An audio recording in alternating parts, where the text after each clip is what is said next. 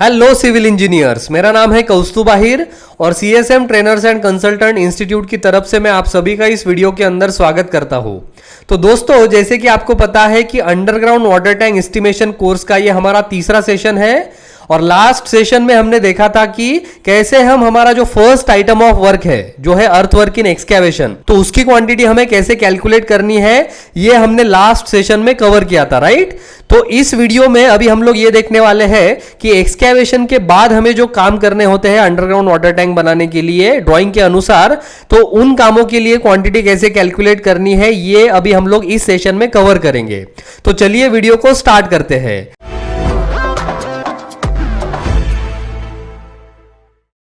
तो सबसे पहले तो अगर आपको यह जानना है कि एक्सकैवेशन के बाद हमें उस एक्सकैवेटेड पिट के अंदर क्या काम करना है, सबसे पहला काम कौन सा करना है, तो ये अगर जानना है तो जैसे कि हमने ऑलरेडी डिस्कस किया है उसके लिए आपको ड्राइंग रेफर करनी होगी, राइट। तो अगेन अगर आप लोग ये ड्राइंग को रेफर करोगे जिसका नाम है typical section of underground water tank, तो इसमें आप लोग देख सकते हो कि सबसे बॉटम में, इस अंडरग्राउंड वाटर टैंक के सबसे बॉटम में एक्सकैवेशन करने के बाद सबसे पहले हमें रबल सोलिंग का काम करना है। तो इसे कहते हैं रबल सोलिंग वर्क या फिर सिंपली सोलिंग वर्क भी आप उसे कह सकते हैं। तो यहां पे हैंड पैक स्टोन्स इस तरीके से हमें प्रोवाइड करने हैं सबसे बॉटम में, ठीक है, जिसकी थिकनेस है 300 mm, राइट। इस ड्राइंग में उसकी थिकनेस भी दी हुई है। तो अभी ये एक्चुअल में किस तरीके से दिखेगा ये मैं आप लोगों को दिखाता हूं। तो यहाँ पे स्क्रीन पे आप लोग ये इमेज देख सकते हैं। तो इस इमेज के अंदर यहाँ पे ये जो सोलिंग यहाँ पे आपको दिख रहा है, ये जो पत्थर आपको यहाँ पे दिख रहे हैं इसे कहते हैं सोलिंग वर्क। तो अगर आप लोग ब्लैक कॉटन सॉइल यानी कि काली मिट्टी के ऊपर अगर आप अंडरग्राउंड वाटर टैंक का कंस्ट्रक्शन करने वाले हैं तो वहां पे इस तरीके की सोलिंग वहां पे प्रोवाइड करनी होती है सबसे बॉटम में, ठीक है। इसे कहते हैं रबल सोलिंग वर्क, ऑलराइट। तो इस सोलिंग वर्क के लिए सबसे पहले अभी हमें क्वांटिटी कैलकुलेट करनी होगी ड्राइंग के अनुसार, ऑलराइट। तो अगेन अभी इसकी क्वांटिटी अगर आपको कैलकुलेट करनी है तो सबसे पहले आपको यह पता होना चाहिए कि ये किस यूनिट में हमें कैलकुलेट करनी होगी क्वांटिटी, राइट। तो according to IS code rubble soling work का जो स्टैंडर्ड यूनिट ऑफ मेजरमेंट है वो है अगेन क्यूबिक मीटर्स, यानी कि सोलिंग वर्क के लिए भी हमें अगेन वॉल्यूम कैलकुलेट करना होगा। और हमें पता है अभी कि वॉल्यूम हम कैसे कैलकुलेट करते हैं, उसके लिए हमें यह फॉर्मूला यूज करना होता है जो है length multiplied by width multiplied by height, correct. तो सिंपली ये फॉर्मूला यूज करके अगेन हम लोग इसकी क्वांटिटी निकालने वाले हैं सोलिंग वर्क की नेक्स्ट स्टेप में। तो हमारा सेकेंड आइटम ऑफ वर्क है soling work, alright.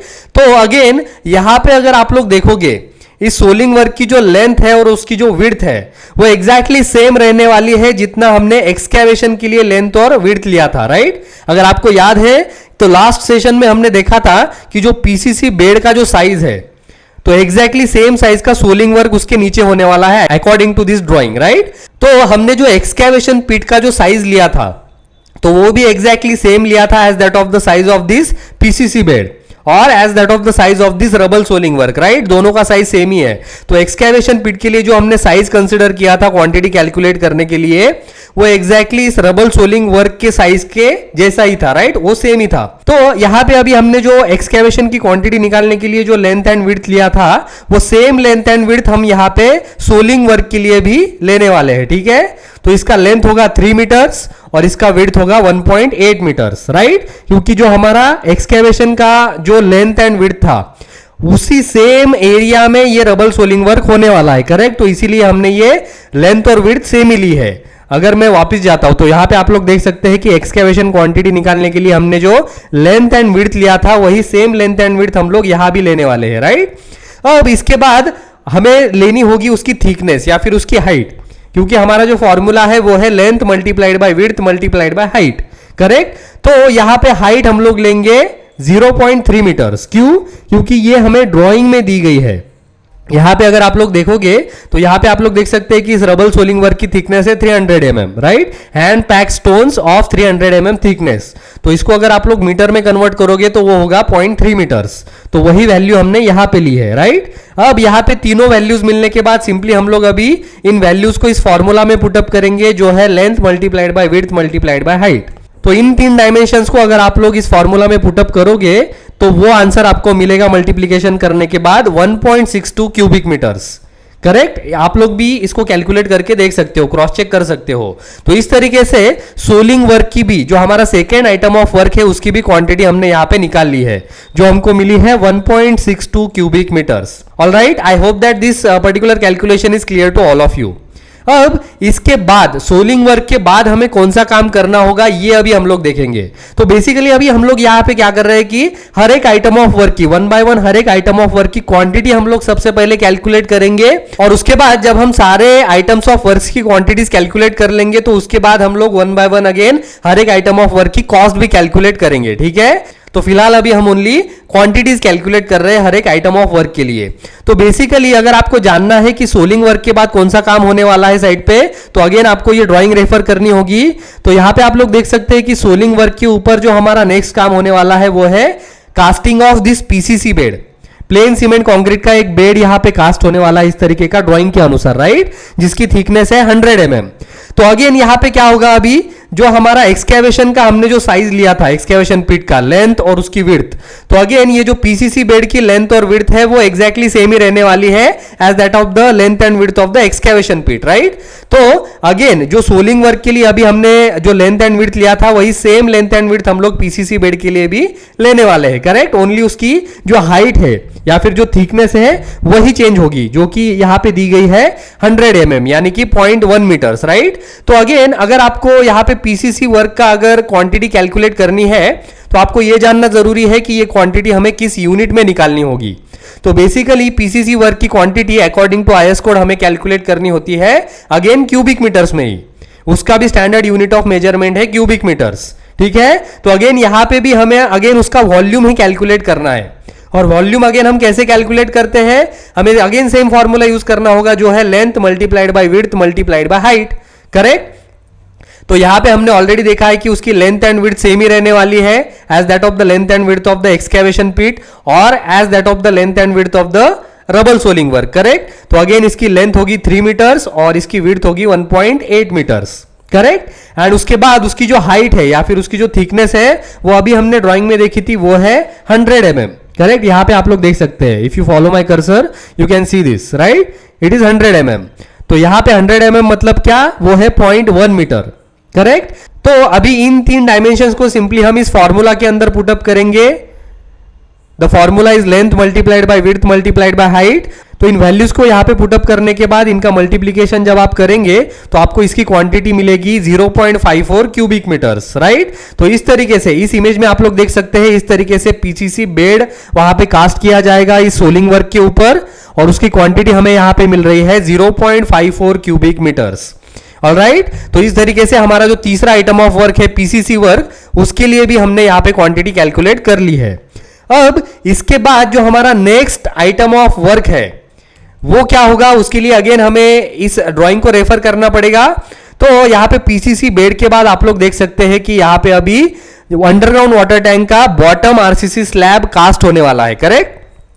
PCC bed cast करने के बाद साइड पे हमें आरसीसी स्लैब को इस तरीके से कास्ट करना होगा, जो कि है इस अंडरग्राउंड वाटर टैंक का बॉटम स्लैब, करेक्ट। यहां पे टॉप स्लैब भी आने वाला है और बॉटम स्लैब भी आने वाला है। तो अभी हम लोग बॉटम स्लैब की पहले क्वांटिटी यहां पे कैलकुलेट करेंगे according to the drawing, right. According to the drawing हमारा जो नेक्स्ट आइटम ऑफ वर्क आएगा वो आएगा आरसीसी वर्क, करेक्ट। तो अभी हम लोग क्या करेंगे, आरसीसी वर्क के लिए देखेंगे कि क्वांटिटी कैसे कैलकुलेट करनी होती है। उसके पहले अगर आप लोग ये इमेज देखोगे तो इस तरीके से वहां पे आरसीसी स्लैब कास्ट किया जाएगा।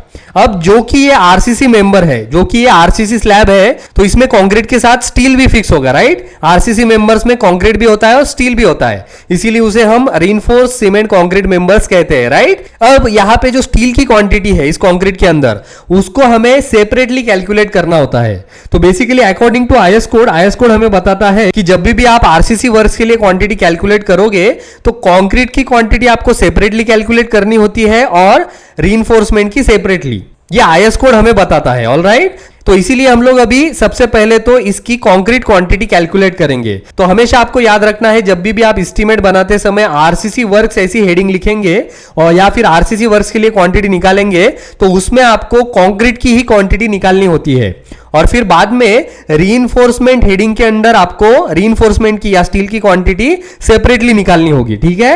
तो जैसे कि आप लोग यहां पे देख सकते हैं इस स्लैब के अंदर यहां पे जो स्टील फिक्स होने वाला है उसके डिटेल्स भी इस ड्राइंग में हमको दिए गए हैं, राइट। 8 mm डाया बार्स यहां पे यूज होने वाले हैं और उनकी स्पेसिंग है 150 mm centre to centre, both for main bars also and for distribution bars also. But यहां पे फिलहाल अभी हम ओनली कंक्रीट की क्वांटिटी कैलकुलेट करेंगे। वो भी ओनली इस बॉटम स्लैब के लिए, ठीक है।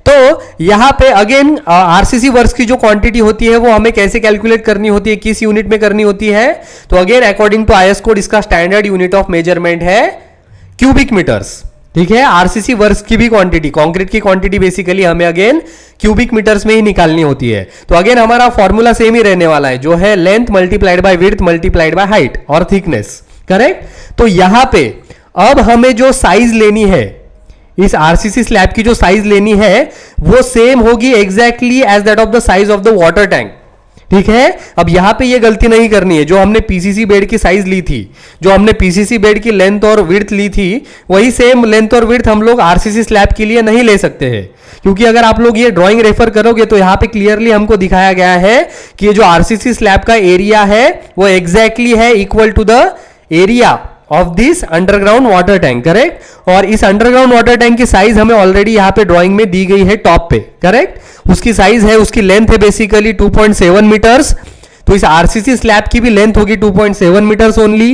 तो ये लेंथ हम लोग यहां पे ले लेंगे, length will be as 2.7 metres. Then उसके बाद जो विड्थ है वो होगी 1.5 मीटर्स, क्योंकि अंडरग्राउंड वाटर टैंक की भी विड्थ है 1.5 मीटर्स। टॉप पे आप लोग यहाँ पे देख सकते हैं, अगर आप मेरा कर्सर फॉलो करोगे तो यहाँ पे आपको दिखेगा इसकी विड्थ है 1.5 मीटर्स, करेक्ट। तो अगेन यहाँ पे हम लोग इसकी विड्थ लेंगे एज 1.5 मीटर्स, राइट। और उसके बाद जो उसकी थिकनेस है या फिर उसकी जो हाइट है स्लैब की, वो हमें दी हुई है इस ड्राइंग के अंदर, जो कि है 150 mm। यहाँ पे अगर आप लोग देखोगे इस आरसीसी स्लैब जो बॉटम साइड में प्रोवाइड होने वाला है, उसकी थिकनेस या उसकी हाइट हमको दी गई है 150 mm। तो इसको कन्वर्ट करके हम लोग यहाँ पे लेंगे एज 0.15 मीटर्स, करेक्ट। तो अगेन यहाँ पे भी हमने इसके तीनों डायमेंशंस लिए हैं, इसकी लेंथ, इसकी विड्थ और इसकी हाइट और थिकनेस, करेक्ट। तो अभी सिंपली हम लोग इन वैल्यूज को पुटअप करेंगे इस फॉर्मूला के अंदर। तो जैसे आप लोग इन वैल्यूज को पुटअप करते हैं और इनका मल्टीप्लीकेशन करते हैं तो आपको इसकी क्वांटिटी मिलेगी एज 0.60 क्यूबिक मीटर्स, करेक्ट। तो इस तरीके से यहां पे इस आरसीसी स्लैब की क्वांटिटी हमें मिली है 0.60 क्यूबिक मीटर्स, राइट। तो इस तरीके से हमारा जो फोर्थ आइटम ऑफ वर्क है RCC work for bottom slab, तो उसके लिए हमने यहाँ पे कंक्रीट क्वांटिटी कैलकुलेट कर ली है, राइट। अब इसके बाद हमें कौन सा काम करना होगा, उसके लिए भी अगेन हमें ये ड्राइंग ही रेफर करनी होगी। तो यहाँ पे आप लोग देख सकते हैं कि आरसीसी स्लैब के बाद हमें करना है ब्रिक वर्क। तो हमारा जो नेक्स्ट आइटम ऑफ वर्क होगा वो होगा ब्रिक वर्क। तो अभी इस ब्रिक वर्क की क्वांटिटी कैसे कैलकुलेट करनी है ये हम कवर करेंगे हमारे नेक्स्ट सेशन में, ठीक है। तो उम्मीद करता हूं जो भी कैलकुलेशन पार्ट हमने इस पर्टिकुलर सेशन में कवर किया है वो आप सभी लोगों को समझ में आया होगा, क्लियर हो गया होगा। फिर भी अगर इसमें कुछ भी किसी भी प्रकार का अगर आपको डाउट है तो आप मुझे नीचे कमेंट बॉक्स में आपके सारे डाउट्स पूछ सकते हैं, उनके ऊपर मैं जल्द से जल्द रिप्लाई करने की कोशिश जरूर करूंगा, ठीक है। तो इस सेशन के लिए इतना ही, मिलते हैं अगले सेशन में, तब तक के लिए गुड बाय।